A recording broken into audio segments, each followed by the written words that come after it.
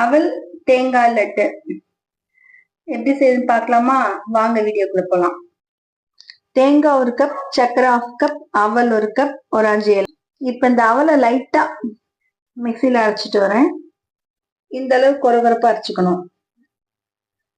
தண்ணி சேர்த்து சர்க்கரை இதுல ஆட் பண்ணியாச்சு. ஒரு கம்பி பதம் வரணும். சூடான நெய்யில இது தேங்காயை சேர்த்துருவோம்.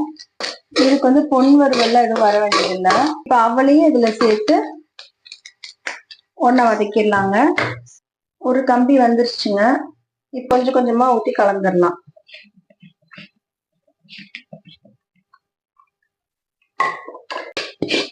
சூடா இருக்கும் போதே இப்படி மாத்திரணுங்க பிளேட்டுக்கு.